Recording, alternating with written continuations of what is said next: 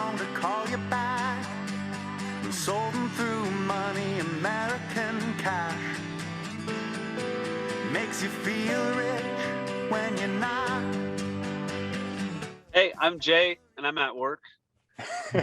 I'm Paul, and I'm at work but at home, and we are Long Range Hustle, or at least 2/5 of Long Range Hustle. Yes, two pieces of the puzzle that makes up Long Range Hustle, and you guys are somewhat. We're just talking about this just now, but you guys are somewhat based in Toronto, GTA. We'll say the GTA. They are a GTA-based band, doing some really great alternative rock stuff, and I'm speaking with them today because they've just released their new single, American Cash, which is a wonderful follow-up to their first single of 2021, Comeback Kid, which if any of you were paying attention to my website, you would have seen it up there.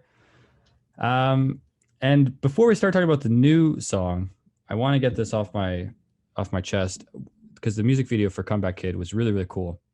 Where the heck did you guys find out about chess boxing? Well, we worked with some great people in that music video, Jack and Kelly, and we basically started with the premise that we wanted something that sort of hit hard, had a lot of motion to it, and the idea of a boxing themed video sort of surfaced, and that from us, that's sort of where we ended up. And Kelly and Jack sort of said, that sounds cool, but to be honest, like there's a lot of boxing music videos out there. I think if we're gonna do that, we need to make it something a little more interesting, something a little bit special. Have you heard of chess boxing, which is an actual real sport that you basically do boxing with interstitial rounds of chess. Like the bell rings, and instead of resting, you sit down and start hammering pawns. It's the most insane thing ever. It's like watching video of it, and I highly recommend that after you watch this video, you Google it, because it's like guys just throttling each other in the face and then immediately sitting down for like a casual game of chess in the middle of a boxing ring. It's incredible. Yeah, I checked out this, I think ESPN a couple of years back did a little segment on it, and it's such an interesting history too, because I think it started out with these two friends that wanted to challenge each other and just really push themselves forward, and they're like, we both like chess, we both were boxing kids and fans of boxing, let's literally smush the two together. And yeah, it's great. I'm glad you guys stumbled upon it. Definitely worth the watch. And now moving forward, because that was your first official single of 2021, and that's their first single from your upcoming album too, right? That's coming out later this year.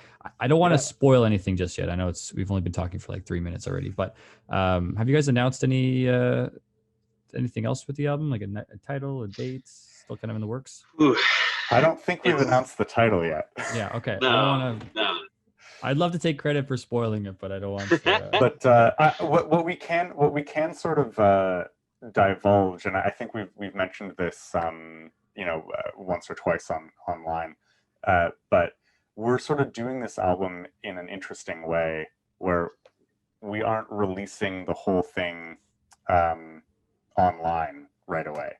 So the way that modern music streaming services work is they really like artists to release singles. They're not a big, Spotify doesn't like albums. It doesn't reward the album format anymore. And rather than fighting that, what we decided to do is we sort of put this album together, and we're just going to treat every single song like it's a single. So every song's going to sort of get its moment in the limelight. We, as musicians and as people, love the album format, and that we really set out to make cohesive albums that you can sit down with and listen to front to back. And so because of that, we're going to release the album on hard copy, like vinyl and CD, at some point in the summer, well in advance, before all of the singles are out. So you sort of, if you really like the music and you want to hear the whole thing as a full sort of piece of artwork, you can go ahead and get the vinyl when it comes out. But if you're just listening on Spotify, you're going to sort of see all of these as separate singles. That's actually pretty interesting. I feel like that's gonna start becoming a trend if it hasn't already for artists. Because you make a good point. Like Spotify really, they just don't really give a shit about the album concept anymore. I know the guy who runs it was saying like, why aren't artists putting out music like every week? Come on, it's not that hard. I know. Like Paul and I have had that conversation where it's like, on one hand, you can understand from his point of view as like a businessman. He's like, well, when I have to do something, I'm constantly putting new content out and I'm constantly delivering.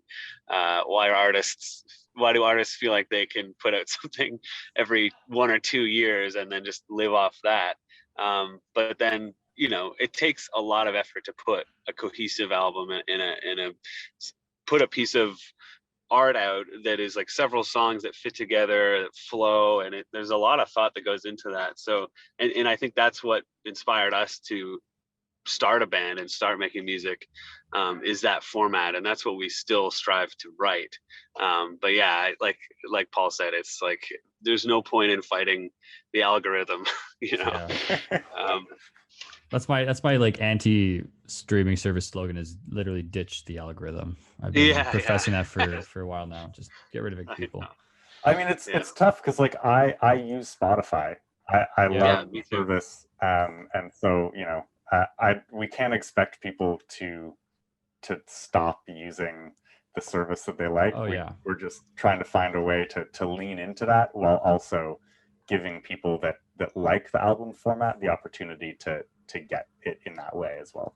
That's exactly why, like, I think putting the physical album out before all of the songs are out on Spotify gives people who really want to have that full album experience, it gives them a chance to have that, like, that evening where they're like, I'm really looking forward to listening to this, and now they have the physical copy, and in that medium, it's like you have to put that on a CD player or on a record player.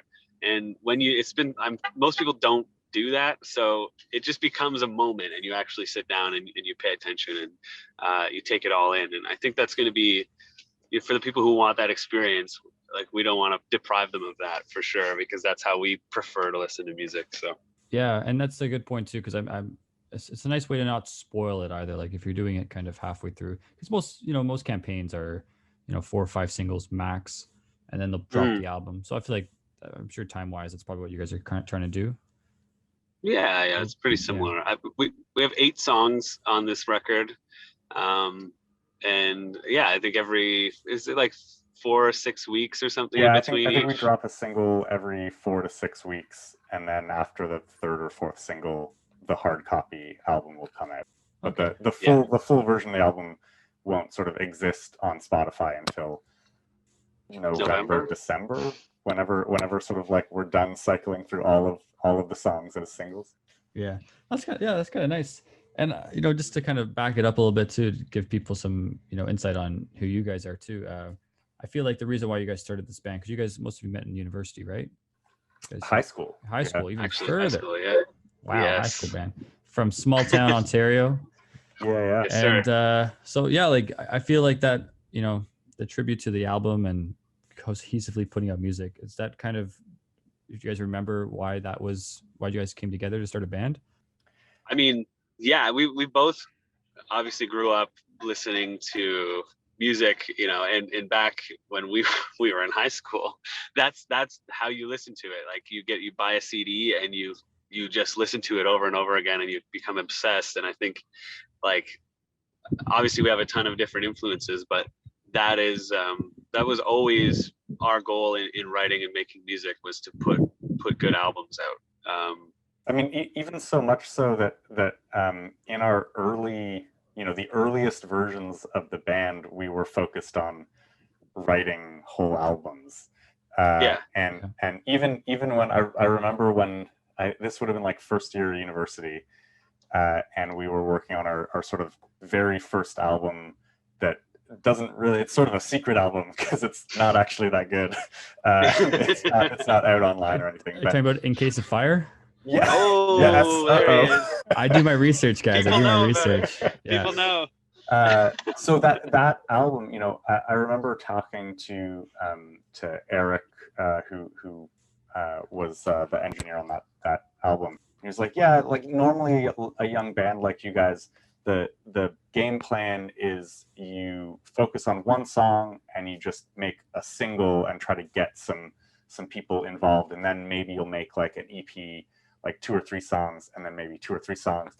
And we said, Yeah. no. We do whole albums. We're going to record 13 songs all in one go. Yeah. And I don't know if that was necessarily the right move, but it was the move that was very true to who we were as Yeah, exactly. Let's go. Yeah, just going right. We're freaking Led Zeppelin here, guys. We're gonna put Yeah. a whole album. Yeah, don't know worry. who we Don't worry, are. we got this.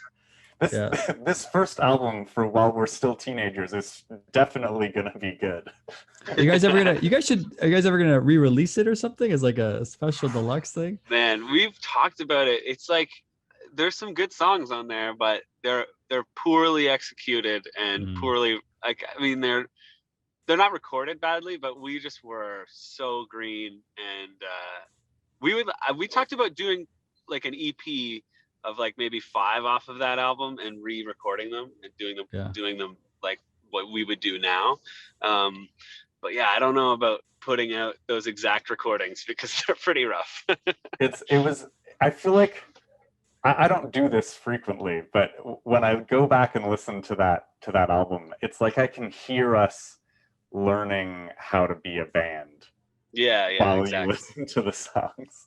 It's such a hard thing to describe because I feel like I can picture what you guys are talking about in a sense, because I listen to a lot of music and I get a lot of music sent to me, and a lot of it comes from people who are starting out like, oh, this is my first single, it's my first album, and I don't know how to describe it either, but there is like a sound where they just don't sound very tight or like together, and stuff just sounds simple, like even just it sounds like a nice melody, but you can still feel like it's not quite there yet, and it's hard to solve. But in songwriting, like we've learned a ton over us putting out Town like a couple years ago now, and the making of this record. We've learned so much about how to focus on the different parts of the songs and really like find what is important about the song and make that the focus.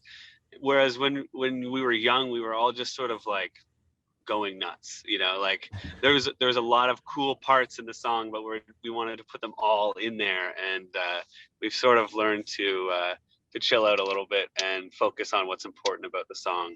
And I think having a producer has helped us a lot in that regard, for sure. We really there's a real stark juxtaposition between that like first secret record in Case of Fire and for example our new one coming out. That first record we did, our preparation plan was, let's practice each song 10 times and then we'll go record it. And then mostly we got to like 4 or 5 times and we're like, I don't know, I think that's probably good. It's pretty good. And yeah, then, we're good.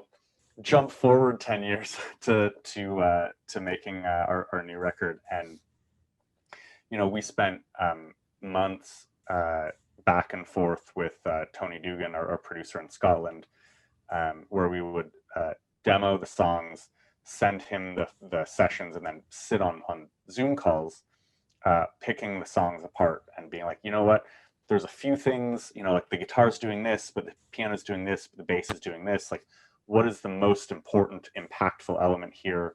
How do we take things that maybe are sort of working, but not quite, and make them fit better, or take sections that are not working at all and just axe them?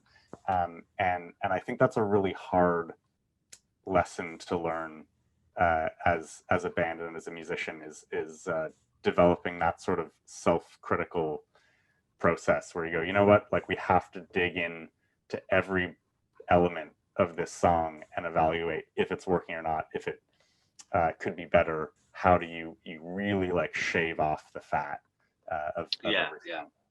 Yeah, and I guess that's something that, unfortunately comes with a lot of time and resources and stuff too. Like, having the opportunity to work with a producer is such a huge difference maker. I find that a lot of, indie artists don't either have the option of, or, just kind of neglect and are like, no, I'm going to do it myself. And yeah, like there's a lot that you can really just don't hear on your own, that you need all these external, voices coming in and kind of explaining it better for you. So I was going to ask too, like, it's kind of, we're kind of summing this up already, but since, that first album 10 years ago, how do you guys feel your bands evolved? Like, you guys are kind of, have you noticed a lot of change, even just as like members and stuff, or We're are you better happy than with we Yeah, used to be. we're more competent. I like there's definitely been some changes in the lineup. So for um, town we finally got the lineup sort of secured in place, and we've been playing together as the current 5-piece for about 6 years now. And I think that was a big part of it. We had 5 people that are all on the same page and all fully like committed, and are on the musically. We gel really well together. I mean, like Paul's brother is the bassist in this band. Our guitarist we went to high school with, and our drummer went to summer camp with Paul and his brother. And so there's a lot of, it's a very cohesive group of people, and we're longtime friends at this point. So it's big changes from 10 years ago, like, yeah, competency and a common like focus and a common goal on what our sound is, and who we are, and what we try to accomplish as a band. That's all sort of solidified over the last 10 years. It's taken us a long time, but yeah, it seems to be working. We're slow growers, but Yeah, we get there yeah. eventually. Late bloomers. Yeah. Well, that's the thing, is a lot of people don't, they don't really understand what goes on behind the scenes, and those timelines for bands. Really, it's like, yeah, these people expect singles to pop out every month or two, but there's also like 10 years worth of growth and energy that really goes into the single and stuff like that. Like, and just that track Comeback Kid too, like, because I was going back to some of your earlier stuff just to kind of get a sense of your sound and things like that, and you can really tell, it's like, yeah, these guys are freaking stepping it up and really launching into their to the sound, and 10 years in the making. So yeah, that makes sense. I appreciate it. People often talk about what's the phrase, like a 10-year overnight success. Yeah. I'm paraphrasing a little bit, but yeah, it's that it's kind of funny. Like, if you go back and listen to like Seedlings to Saplings, we were much more folk based, and we were much more adamant that we had to make the album sound as live as possible, and to be, able to be played live. And now we've been getting into synthesis, like sound synthesis, and arpeggiators, and just trying to make something that sounds different. And so, yeah, like, we've really like focused on that over the last 2 albums, and expanding what our sound is, and sort of trying to make something that sounds unique to who we are, and what we like. Something you just mentioned there, Jay, was that, like, trying to focus on playing it live. And when we did Seedlings to Saplings, we would be in the studio, like, working on recording something and talking about, like, well, I don't know, this is going to be difficult to do live, so we'll do it this way on the record, because that's how we would do it live. And when we went to do Town with Tony, we started having that conversation on like day 1 or 2. And we're like, oh, well, I don't know, like, if it makes more sense to play this guitar or that guitar, because, like, what are we going to do live? And Tony said, oh, no, like, that doesn't matter. We're making a record, and your live show comes after. Like we'll make the record, and then you're gonna learn how to play the record. Yeah, well, I mean, he said that, but in a more Scottish and blunt way. He's, I don't know You if fucking idiots. Yeah. Yeah, exactly. I was just gonna say, I don't know if you can swear or not, but he's like, I can't be fucked with the live show. Like, make a record. You deal with that. You deal with that shit. And it was just like, all right, I guess we're making a record. Yeah, and that guy knows what he's talking about too. I saw that he's worked with like Winter Sleep and Mogwai and stuff like that. So yeah, he's got a sense of those big band sounds, and then still being able to because all those bands can still transfer that stuff to the live stage. So actually, that's funny that you guys brought that up, because I was going to ask, like, how much of this new record was that like that idea? Like, were you planning on what's the word? Like, were you kind of thinking about playing it live already in the back of your minds? Because it's a COVID record technically, right? Like, you guys kind of wrote it. Yeah. I don't think so. I mean, like, not until recently. In the process of making this record, because it was our second time around with Tony. I think that first time we worked with him on Town, it really was a concern that Tony sort of had to beat out of us. Yeah. And this time around, we really, I don't think, were that concerned about it until, or rather, like, the question was less, how are we going to do it live and then you record it that way? And while we were in the studio, we'd just be doing stuff that sounded good, and then sort of after the fact going like, well, like, maybe that can be its own little arpeggiator, or maybe that is something that we'll use a sampler for, because it's going to take too many hands to physically play. Yeah. I mean, like, it's funny because we are a live band. Like, if I'm gonna define us, we play live music, and that's what we love to do. And that's like when we're songwriting, and that is always in the back of my head. So, like, through this record process for American Cash and Come Back In and the rest of this album, we were definitely doing things where I think all of us in the back of our minds were like, how the fuck are we gonna do this live? Yeah. but not vocalizing that, because there's no point in, like, screwing up the momentum of the song at the time. So that was definitely one of the bigger lessons from Town. We only just started to have the opportunity to actually start learning the record again, and now we're sort of back in lockdown, but there was a brief window in there where we got together to start learning the record. And it is really cool to go back and like listen to the songs and sort of relearn it from an almost outsider perspective. Even though you wrote the song and you recorded the parts, you're sort of listening back going, I have to learn how to play this, because it is so different from maybe how you had been playing it before the studio, and things change and you come back and you have to learn it as an outsider. Yeah, I'm sure it kind of sounds weird too. It's almost like hearing your voice back later, kind of thing. Yeah, that's what I sound like. Oh my god. Yeah. But hopefully in a more positive light, we're like, wow, I sound this good. Holy crap. Yeah. That's the magic of Tony Dugan, is like, after he's done with it, you're like, whoa, I'm not this talented. This is cool. This is great. How am I going to keep this up? Yeah.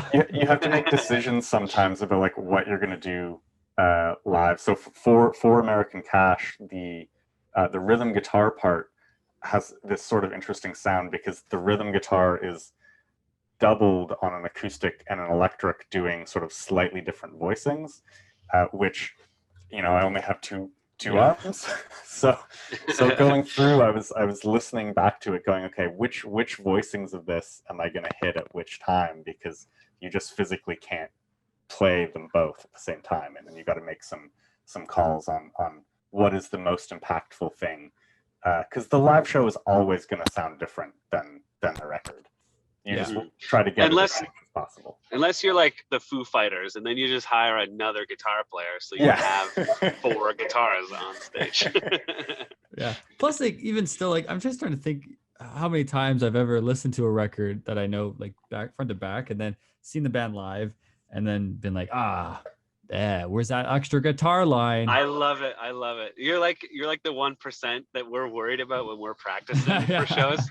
Where No, we're like, oh, but if that's not there, then someone's gonna notice, and then we're always like, yeah, one guy is gonna notice. yeah, Like the not other even. person that's in a band, or something. And that's assuming that I haven't had enough beers yet to even like to inhibit that. Exactly. So the odds are very, very slim. And even still, I'm probably like just way too happy to be there to even give a shit. But yeah. Well, these days, like once live shows actually get back up and running, once everyone's vaccinated and whatnot, I think you could get away with just about anything. Everyone's going to be happy that they're just there. Yeah, you could play all the wrong notes, and people are like, all right, this is cool. That's all right. I'm outside in a different place than my living room with strangers. Yeah, this is assuming great. People still like strangers after this is over. That's gonna be the challenge. Get away from me. But speaking of the COVID thing, because I've been trying so hard to not talk about this on my show, my podcast, and stuff like that, because it's just so exhausting. But you guys were so close to playing like a little live set last week, and at the Neat Cafe. Where's that again? Burnstown, is that right? Yeah, just outside of Ottawa. Yeah. And no dice. Cancel. No dice. Cancel. Yeah. I want to give you guys this opportunity to just rant about that. How do you guys feel about having that rug ripped out from underneath you? It's frustrating. It's definitely frustrating, man. But I mean, oh yeah. I mean, it's I think we knew going in that was going to be a possibility. So I don't think we were, completely caught off guard. But it's definitely disappointing. We were pretty amped up to finally be back playing live. I mean, to be fair though, we did like to prepare for that show. We made a point of like getting together and finally like playing the songs for the first time together as a band since the studio basically, and we had 2 like really great weekends together where we got back to playing music, which is like we've been spending a lot of time promoting and getting all the releases ready and all that kind of stuff, and so it was just like honestly like it was disappointing not to be able to play the shows, but the prospect of playing a show meant we got to get together and play music again. So I'm just trying to take that as the positive, but it is like we're booking stuff into the summer and in the back of our minds going like hopefully that works out. I don't know, we'll find out. But everyone's saddled with the same issues these days, so I mean, it's hard to complain. We're all things considered in like a pretty good space. We were able to make a new record through the pandemic, which is pretty difficult, and I know a lot of people had to put their plans on hold, and we were sort of able to find a way to power through that. And so as disappointing as it is to have canceled that show, I think we're pretty just happy that we're still moving forwards with this new record. Well, that's great. Yeah, I guess there's always, that's the thing too, is that this has made people a lot more aware of like the silver linings on things. And, like you said, like those 2 weekends where you can just hang out with your buddies again and just play music and get this off your chest for a little bit. It's probably like reminded you guys of high school, eh? I mean, it reminds me of like the reason why we started in the first place. Yeah, that's what it's all about. So it was really nice to at least do that. Hopefully we can start playing live again soon, because I miss people and crowds and the weird like nervous energy before you start, and like the post show like glow that you have. Like we've been chasing that since we were in high school, so I can't wait to get back to it. It's such a great feeling. Like I hate but also like to bring this up, but I used to do stand-up comedy for a couple of years, and it was just like such a similar feeling. It's my way of empathizing with you guys, where you just like that preset, like you're about to go up and it's shivers, but then you get off the stage and you're just like, I'm the king of the world, nobody can touch me. I'm the freaking best. I gotta think that's almost even more intense for stand-up comedy, being up there all alone, you don't even get to hide behind your guitar. You're just standing up there talking to people. Yeah, man. That stand up in music, I feel like stand ups and musicians always end up empathizing with each other and being like in awe of the other person for different reasons. Like when I think about stand up, I'm like, with music, we can just be louder than everyone in the crowd. Like you actually have to listen to them and then and respond, and then take a weird crowd and turn them around. Like it seems like that would be the most nervous I could ever get. Like that freak me right out. With us, we're like ultimately prepared, and we'll just be loud, and everyone will have to shut up. So yeah, fortunately I didn't do it long enough to really have any like horror stories, but yeah, it was still just, yeah, it's a great experience. And just, I miss just being on stage. And that's the one thing too, is just being in front of a room full of people and having that, I don't want to say control, but that like stage power, you know? It's like people paying attention to me. Performance, man. Yeah, it's great. Yeah, it's cool. And I guess, you know, moving on to the better, brighter things of the future, your new single, American Cash, is, well, I guess it's not really brighter because it's kind of about not having money, but also having money and hoping for money, and all those weird paradox in life. And my favorite lyric of that song is in the first verse, where you guys are like, American money makes you feel rich when you're not. And I'm just picturing some guy just like covered in $1 bills. And yeah, so yeah, kind of just like walk people through like where did this new song come from? What are your kind of thoughts on it? Yeah, I mean that that image you just brought up is actually pretty close to the origin of the song. So last summer, nope, that's not true. Last summer is a big giant void. Yeah, so summer 2019. 2019. Yes. Yeah. We were playing some shows in the States. We had just played this big multi-day festival in Wisconsin. It was amazing. And then came back, and I had just moved to Toronto. And at the time, like this is like 2 or 3 weeks prior to us heading into the States to this big festival, had just moved to Toronto, hadn't found a job yet. And so money was like super, super tight. And came back from Wisconsin with all of this American money. And there was this moment where I was sitting at my desk, noodling on the guitar, and I had been, working through some accounting, some post-tour accounting, and had this big stack of like American $1 bills. And you sort of look at it, and it feels like so much money, but it's not. And also, it sort of juxtaposed with me feeling very anxious about trying to secure a job, having just moved to Toronto, and it all sort of culminated in this song. Yeah, that's the thing too. And I kind of branching off onto a slightly different topic here, but the idea of like the American dream, and kind of finding your way and building up your own little empire and stuff like that, I feel like kind of resonates with this track too. And the paradox of American dollar bills being could be such a huge stack when it's really so fake. It's such like I feel like it's a nice metaphor for that chase of, trying to become a rich, successful artist, where, you can pretend you have all these things, but it's really just a bunch of pennies, really. Yeah. And I mean, that chorus of American Cash, is the song itself is kind of sarcastic about realizing, I think in a lot of popular media, we deify this idea that that the only thing that matters is the like art and the vision, but at the end of the day, like you actually do need money. To eat.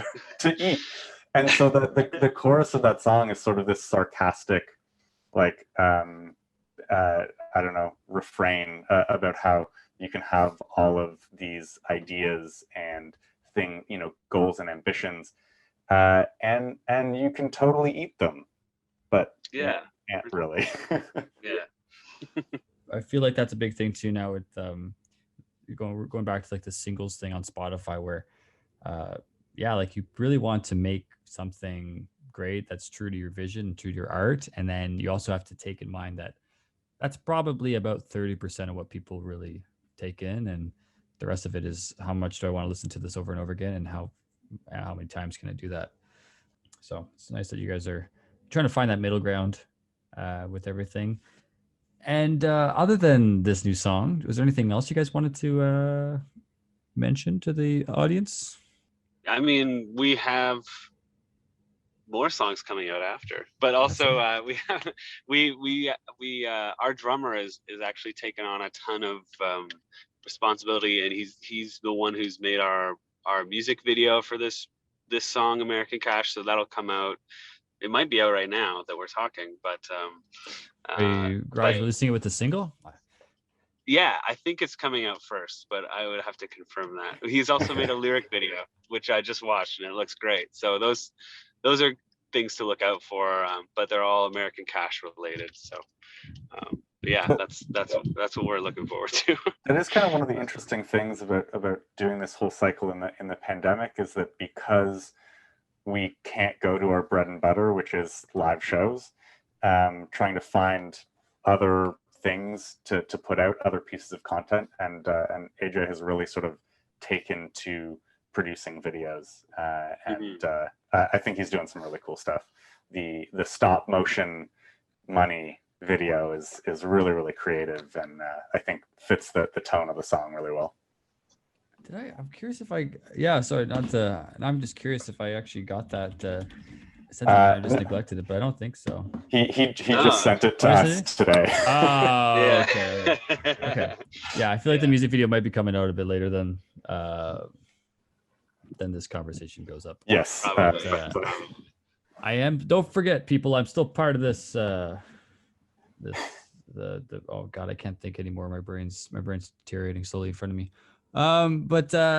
Yeah, thanks very much, Jay and Paul. This is probably the least clean exit I've ever done on an interview, but nevertheless, hopefully you guys are back on stage in Toronto or wherever because you guys have done some cross Canada tours before in the past. Yeah. We went out to we've been to coast on the last record. We've been down into this, like we were talking about the American Cash. We were down in the States for a little while. We were just sort of like right before this hit. We were picking up some good momentum to stretch out our boundaries. But like hopefully we're back within the next year or so, vaccines and all. Anybody you're hoping to tour with? That's always a fun question. The Rolling Stones mostly. Yeah. Ooh, right, aim for the big ones. Yeah. That's fair. You know, why not? Why the hell not? Why can't you open for the Rolling Stones? Or actually, they should open for you. Yeah. Agreed. There's like it's either that or like, to be completely honest, like we have so many bands we've made friends with over the last 10 years that are still kicking, and I would just like I'm like fantasizing about touring with them so we could just finally see them again. And then hang out. Like the Honest Heart Collective we're massive fans and friends with, and like bands from like Kingston, like The Wilderness, or Sky Wallace in Toronto. Sky Wallace, she's amazing. God. She's the best. Tourist Company just put an album out, so like from Vancouver. There's like I would love to see all those people again, so that's what I'm looking forward to. But yeah, other than that, like, you know, the Stones. Yeah. Well said. All right. Well, thank you very much, gentlemen. I appreciate you guys coming on here and shooting the shit and telling me all about your new single. Go check it out. American Cash is available on all streaming services. New music video coming soon too. And this has been Long Range Hustle. Don't forget it. All right. Thanks, guys. Thanks so much, Ken. No problem. Thank you.